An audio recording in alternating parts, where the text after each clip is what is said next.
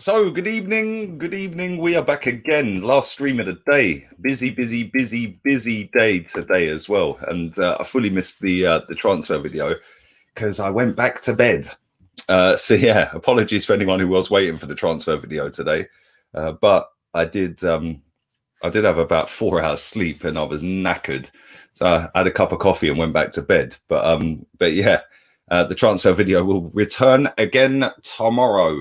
And I will be doing a watch along tomorrow with Dammy on this channel. That should be good. Looking forward to that one. Chelsea take on Fulham. That should be a good game, actually. West London derby. So keep your eyes peeled for that. Me and Dammy will be going live. And then Sunday, ram-packed. We got loads of content coming on Sunday and Monday. Sunday, we have transfer news. Then we have what else have I got? Brandon's coming on Sunday. What day is it tomorrow? Yeah, Sunday. Brandon's coming on, and then 9 o'clock. Kendall's back on again. Monday, very busy on Monday. Hopefully, Claude will be back to full alive and kicking. He's not very well. He's under the weather at the moment. So if so, I'll be on his channel. Transfer news. Rants will be on at 4. Watch along at 10 to 7. Chig's channel after that, and then press conference after that. It's a full lineup on Monday. So yeah, I'm going to make sure Sunday night I'll be having a nice early night. But we have got another game, obviously. It is Newcastle United. It's a team that we played only last week, and it was hard work. We eventually got our way through in extra time against them. And it was the Andy Carroll show, really, wasn't it? You know, he was kind of the hero and the villain because he was absolutely brilliant. He was causing us mayhem all over the park, but then he was the villain for missing 2 absolutely massive chances to knock us out the FA Cup as the current holders as well. So I'm kind of worried about this game because I know he didn't play the other night, and it wouldn't surprise me one bit if he does start against us again because he is a problem. Let's be real here. He's big, he's strong, he's physical, he's a menace. He don't care about using his elbows and stuff like that. He wins every single header. He is a major issue, and I'm hoping they don't go with him. If they don't, then they'll probably go with Callum Wilson, who played the other night. Maybe they would go with both. I don't know. We shall see. But the most fraudulent manager in the Premier League has done a press conference. Big up to everybody who is watching live. And make sure you smash the likes up if you haven't. Big up all the Twitch rats in the building. I see you, baby. I'm all good. I'm all good, man. I'm just having a chilled Friday night. And yeah, man, just relaxing because next week's a busy week for me. So anybody who's expecting Turkish to be on here on Monday, that show's being rescheduled for Tuesday at 9 o'clock instead, because obviously the game takes priority. So we've arranged that for Tuesday. But he did speak after the game yesterday.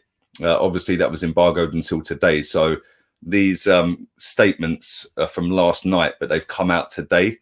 But he did speak about quite a lot, actually. Not an update on Tierney in this particular piece, but as far as I'm aware, Tierney is actually fit and well. He's not actually as bad as it was first feared. So that's good news.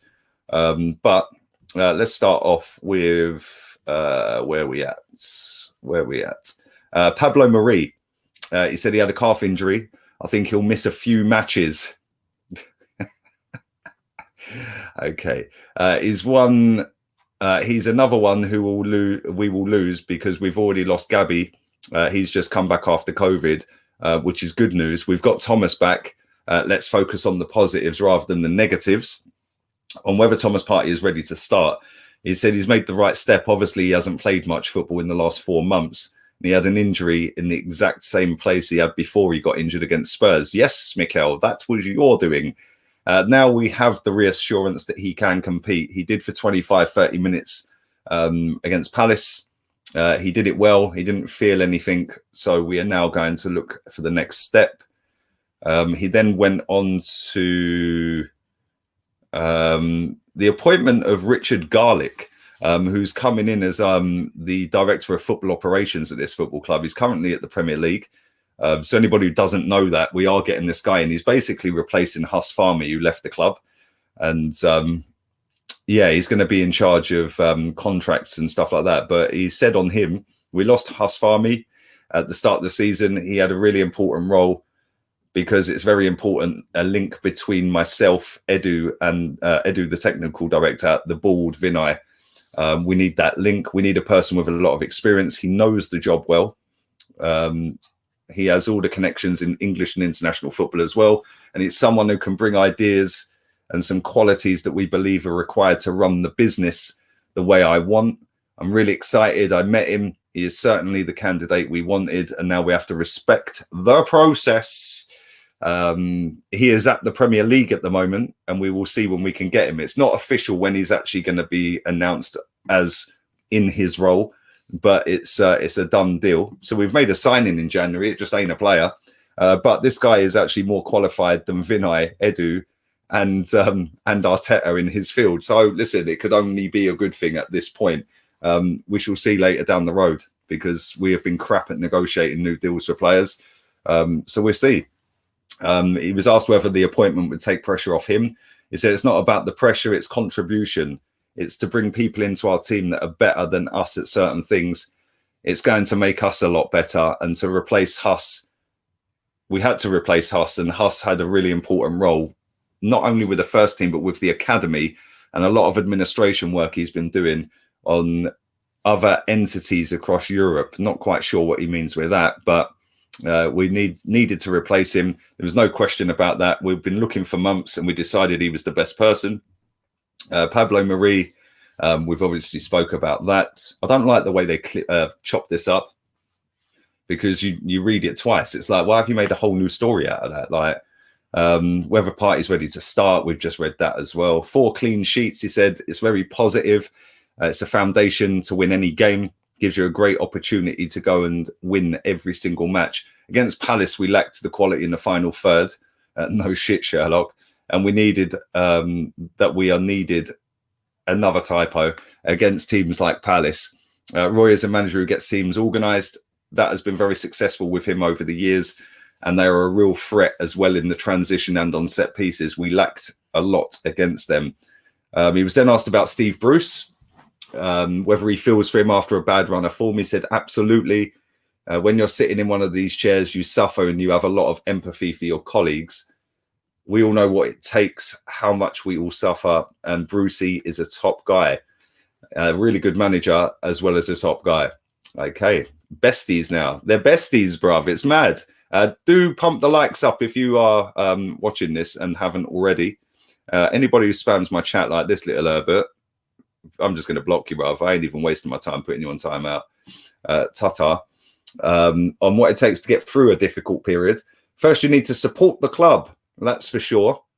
Then you need to feel as well what your fans and supporters can see that you are trying to build. Yeah, let us know when you can tell me that, mate. Then the most important part is the feeling you have with the players. When you feel that the players are on board and they're really trying for you, that they are behind you, it gives you big energy.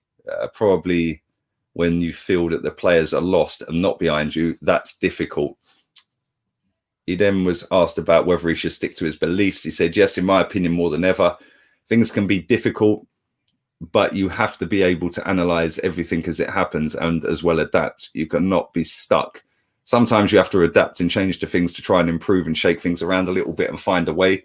But these margins of this game, a very low scoring game, win or not win, are very tight margins for that. And I think that's everything, really. But listen, just coming back to that game against Newcastle the other night, we were shocking, absolutely shocking. We were also shocking against Palace last night. And this is what worries me, is the fact that we are shocking against teams we're expected to beat. You know, I've said this for a long, long time. I even got laughed at on a tweet that I posted, I think it was in the summer, saying I ain't worried about playing against the bigger teams, the better teams, because we normally do all right against them. We beat Chelsea this season. I know we obviously lost to Tottenham, but we've beaten Man United, we've beaten Chelsea. You know, we tend to do better in the bigger games because it's like they have to get fired up for a game. When it comes to the likes of Newcastle United, Palace, West Brom, Burnley, I know we beat West Brom, but I'm just using that as an example.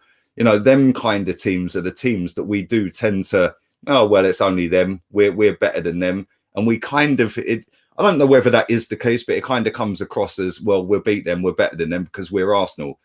You can't afford to do that in this league. You have to earn the right to play football on the pitch. You have to win the battles early on, and then that's when you've then got the run on the teams and you dictate the game, you dictate the pace, you dictate the tempo, you decide how the game's going to go. We ain't been doing that, and we ain't been doing that under this manager since he's been here. Other than the big games, Liverpool, Community Shield, Liverpool at home, albeit they were on the beach. Man United, twice under this manager, we've beaten them. Chelsea in the cup final, Chelsea at home in the league. You know, the big games, he's actually done all right. It's not them games that I'm concerned about. It's the likes of Newcastle, Palace, you know, teams like that, Villa, with all due respect to them. I know they're a massive football club, but we should be beating teams like that. And when I was speaking to Rance earlier, that's what United have pretty much done this season. And that is the difference between Man United and Arsenal. We're both in decline. We've both fallen from grace. We're both nowhere near where we should be in terms of the last 5 years. I know they're sat top at the moment. I get that. And they could go even further clear by the end of the weekend. But they've beaten pretty much every team they're expected to beat.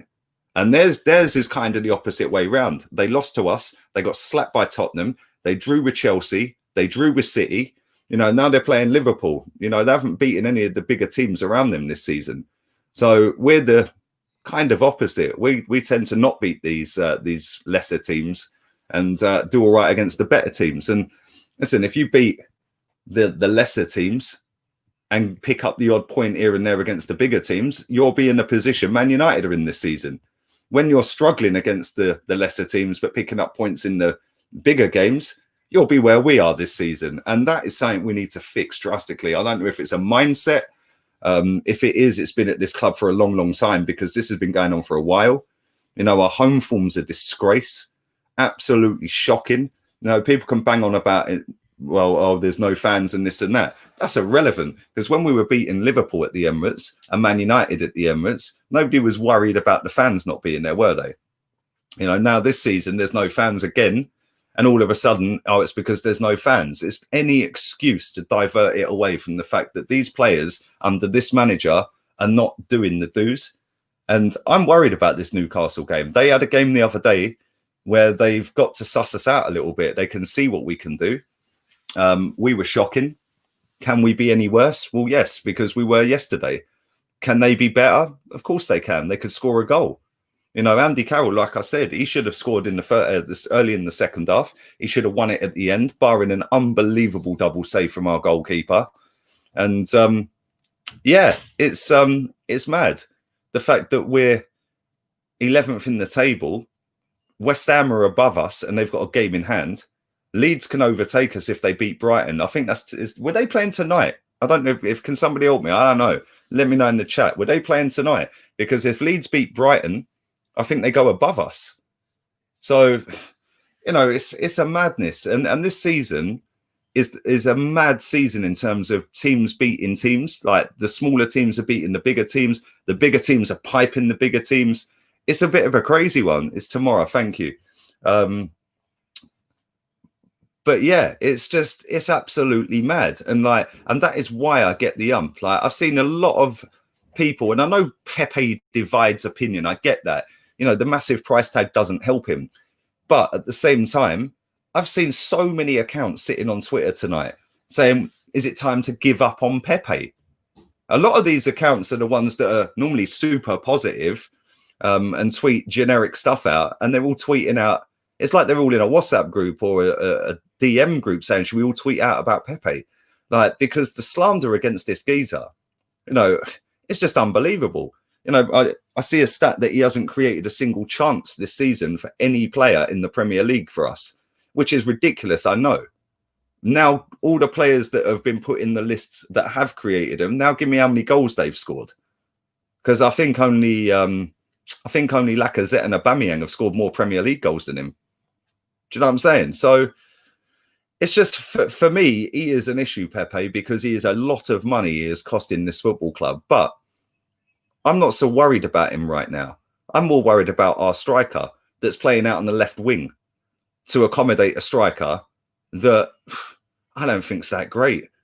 And Aubameyang, when he's played up front this season, hasn't covered himself in glory. He is a bigger issue for me than Pepe not scoring goals and not playing. It's actually 67 games, 13 goals, 13 assists. So 26 goals and assists. They put it up the graphic yesterday on Sky Sports, mate. 64 appearances for Arsenal, 13 goals, 13 assists. And if you actually look how many minutes he's played, it's mad. He's actually done very well to get them goals and assists for this football club in the minutes that he's actually played. And when we're given the likes of Willian free reign to play every week, we're playing Reece at the start of the season here and there. We're playing other players that are absolutely dog shit. And I just find it, I get it. I understand why people are fuming about Pepe. I'm more worried about Aubameyang because he's costing us 3 times more than Pepe in wages, and he just don't look like he gives a toss. And for me, that's a big, big worry this season, because if he don't sort himself out, we're in trouble. Because last season we were getting away with it because he was bailing us out. He was nicking the goal to win the game. I mean, look at the goal in the cup final. What a fucking winner that was. What a goal. I'll see it again today, and it gets better every time I see it. The way he scoop-turned him and dinked it. What a goal. But where's he gone? What his goal at Old Trafford where he chipped De Gea when everyone thought he was offside? What a goal. His bicycle kick against Olympiacos, albeit we lost in the end and he missed a sitter at the end. But he scored so many good winning goals for us, or clutch goals for us last season, and we relied on that way too much. This manager now needs to find a system where we can start banging goals in for fun, because I think we've got the players in terms of the attacking players. I think we've got a couple of midfielders there that can do a job. And I think that if he picks the right defenders defensively, I think we'll be a lot better as a unit. He ain't been doing that. And, 4 games undefeated, 4 straight wins, that didn't fool me, because I've seen this before.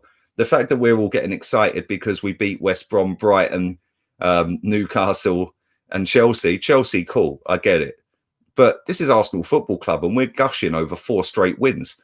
We should be winning these games, and that's why I get the ump with it. Drawing with Crystal Palace last night was an absolute embarrassment, in my opinion. We shouldn't be drawing with them. And I know we've drawn and lost to them so many times in the last couple of years.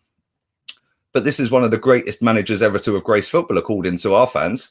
So why couldn't he set up a formation and a style of play to go and beat Crystal Palace yesterday? We struggled against Newcastle the other night. It's mad. It's absolutely mad. And this is why I worry for us this season, because I ain't really too fussed about the bigger teams, because we always tend to do all right. I wouldn't say we're great, but we tend to pull a result like Chelsea out the bag, or a Man United away out the bag, or Man United at home out the bag.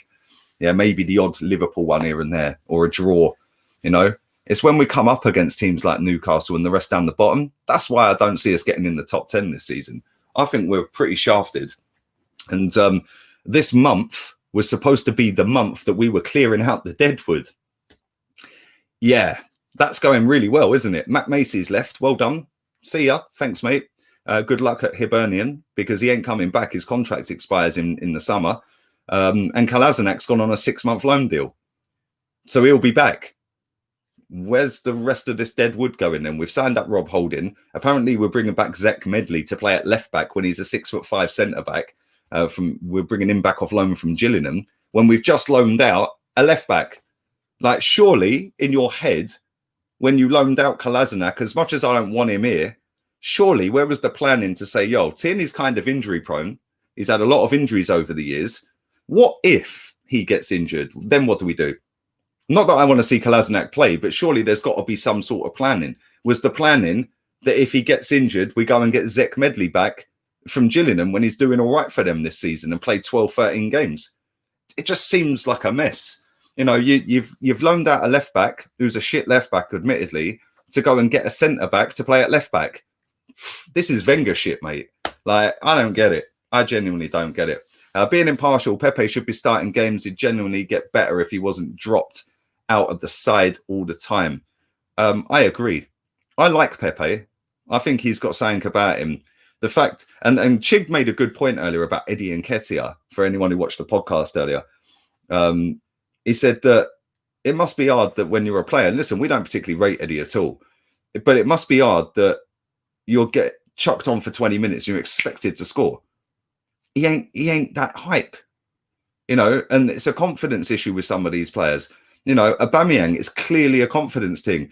Pepe, the same. Eddie Nketiah is not doing it because he ain't that great first and foremost. But then he is expected to do something in 20 minutes or 10 minutes like last night when he comes on. I don't think he touched the ball. Like, Pepe the same. Oh, go on and win us the game.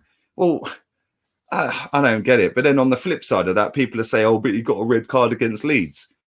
Yeah, that was his 4th start of the season. He's only started 4 games.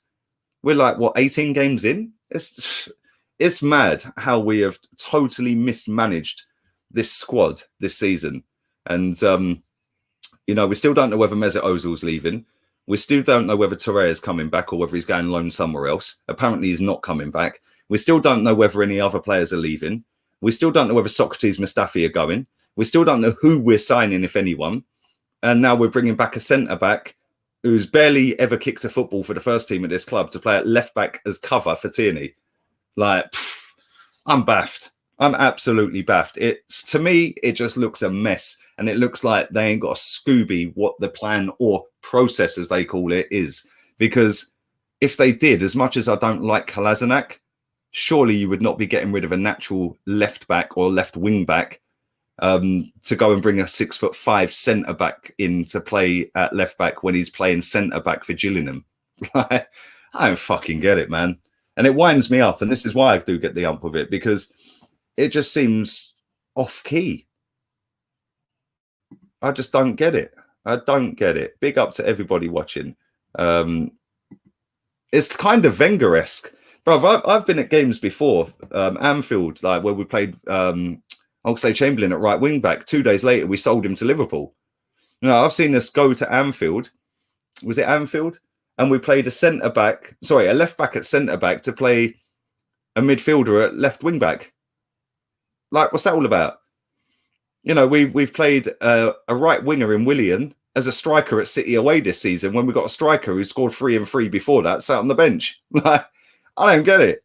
And then we're playing a striker on the left wing to try and supply the crosses in to a striker who's got about 8 goals this season. Like, it makes no sense. He's trying to overcomplicate it. Just put the best players in the best position and build a formation and a system that's going to dominate possession.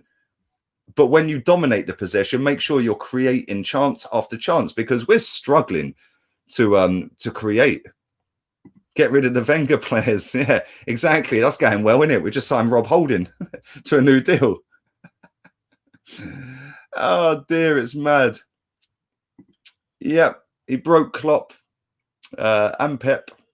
Same people slagging off Ralph Hasenhüttl for beating Klopp. Fans are too muggy for the internet. 100% agree with you, my friend. 100%. It just makes no sense. Big up to everybody who is watching me live. Do smash the likes up. Over 500 people watching. We'll do a few more minutes. Nobody's going anywhere too much. Well, yeah, it wouldn't surprise me. But this is the thing, though, mate. Yeah, like, why don't we just pay Mesut Ozil to fucking leave? Just say, look, we owe you X amount. Fuck off. Like, at least that way, it's one player off the squad that we've got. We could then potentially, we've got rid of Kolasinac. We could do the same with Mustafi and with Socrates. But people are sitting there and go, why would you waste money on them to pay him off when we could go and get players? Well, because we're going to pay him anyway. Because none of these teams are going to pay their wages for 6 months. So why don't we just fucking pay him off? That would be good business to me, because you're paying them to leave. So then you can actually promote other people into their positions. You know, I don't get it. I don't get it. For me, it's a bit all over the place. Like this guy says here, big up to you, my guy. Big up to Arsenal, Alex. Been down for a while. How are you? I'm very good, mate. And hopefully you'll be all right. It's no surprising that you're down, mate, when Arsenal were fucking dog shit, innit? But listen, man, chin up, my friend. And hopefully my streams keep you happy and smiling.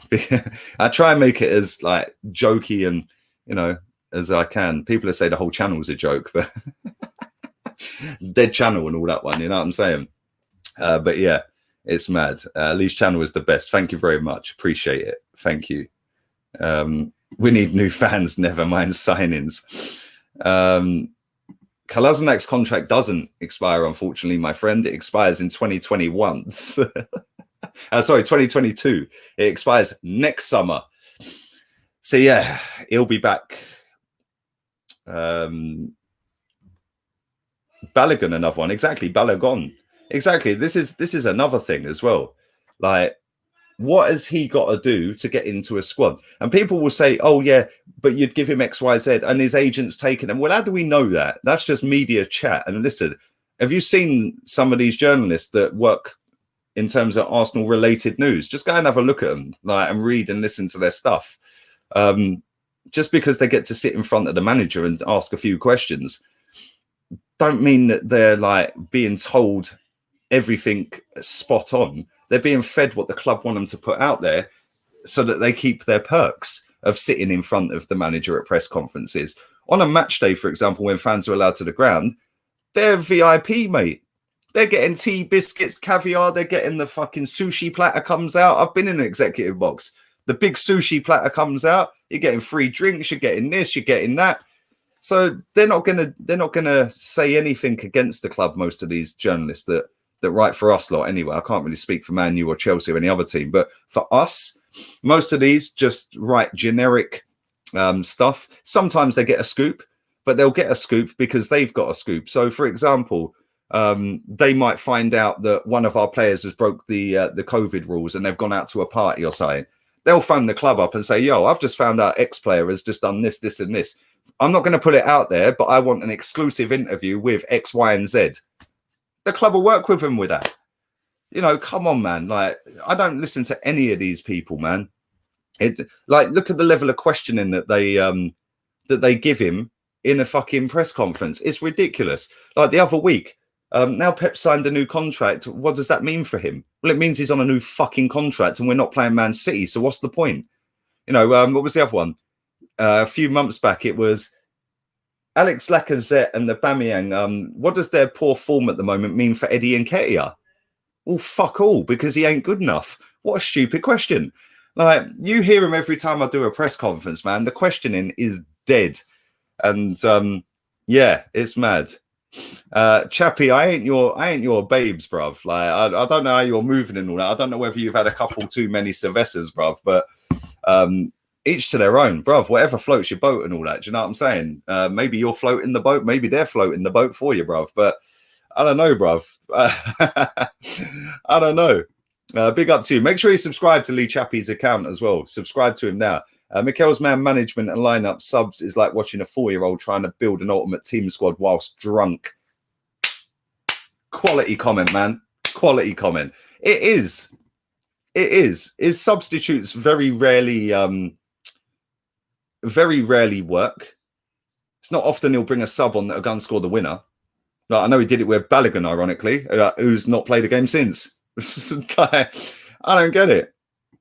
Barca fan here. Will you buy Coutinho? I want him sold. Good luck with him. No, don't want him. Dog shit, man. Not good enough anymore.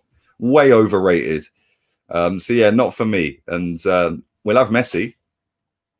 Taxi for Chappie, exactly. Let's do a few more. Who would you replace Pandemic Pep with? Simeone. But people are going, oh, that's unrealistic. Why would he come to us? Go and throw as much money at him as you can, because that will be the best signing we make in fucking years by signing him. So why wouldn't we go and get him? You know, that's the one for me. Simeone is the dream. People go, oh, but he plays boring dead football. Well, hello. At least he's playing boring dead football and they're winning and they're sat top of the league with 2 games in hand. And more likely going to win the league this season up against 2 of the biggest powerhouses in world football. So, yeah, why not get him? You know, we've got somebody who's just conning us at the minute. He ain't good enough, this guy. Simeone is the dream. And he implied, exactly, he implied the other week in his press conference that he did lose to, I think it was a 3rd division team in the cup, which was a bit of an eyebrow raiser, but I think he's going all out for the title. So that's why. But yeah, that's what I'd do. We need some entertainment during lockdown, and Arsenal are pure comedy. It's mad. It's actually mad. Big up to you, Jez. Hope you and the family are well. 6 goals conceded in 16. Yep, guess what? Only 2 of them have come from open play. That is unbelievable, man. 2 from open play. And I think they've bagged over 30 goals or something, man. Oh, but he's defensive. Yeah, he's a winner. And look, go and have a look at his trophies won since he's been at that football club, up against the 2 richest clubs in world football, with 2 of the best teams in world football over the years. And he's still won a title. He's still won the Europa League. He should have won 2 Champions League finals. He got absolutely fucking robbed in stoppage time by Sergio Ramos. And then they went on to win it. But yeah, man, that's my dream manager. Go and get Simeone. That's the one. But listen, I've done half an hour. I was only going to do 20 minutes. So I wouldn't take Sarri, bruv. No, thank you. Are you any good at FIFA? I haven't played this one at all, mate. It's the first one I've never brought every edition since it come out, apart from this one. So I'm not bad. Yeah, I'm not bad. Should we see if anyone is live? Big up Rickon for reminding me. Should we see if anyone we like is live? Let's have a little butchers. Well, I'm live. It's just popped up. Look, there I am. Anyone else we like? Are they live? Let's have a look. Can't really see anyone live. Oh, the Combat Show. Here we go. Go and check out the Combat Show. Chig's live. The Combat Show with a K. So yeah, go and check that out. The Combat Show with a K in combat. Go and check that out. Spam his chat and tell him I sent you. And I'll be back again tomorrow. So yeah. If you don't want to go and watch that, LFC Day Trippers are live. Go and check them out. Other than that, nobody else on my subscription list is live by the looks of it. So yeah, all have a wonderful evening. I'll be back again tomorrow with a transfer video and then a watch along for Chelsea away to Fulham on here. Turkish is going live soon as well, apparently. So there you go. Top 6 show. Check that out as well. Just spam all of their chats with Rat Army, Pandemic Pep, Lee Gunner sent me. Big up my guy. Come on. Real one. Bluetooth, baby. Come on. Come on. Real one, bruv. And make sure you follow my Instagram, Lee Gunner 82, Twitch Lee Gunner 82, Twitter account Lee Gunner 82, Facebook Lee Gunner AFC. Subscribe, share, like. We out of here. Have a wonderful evening.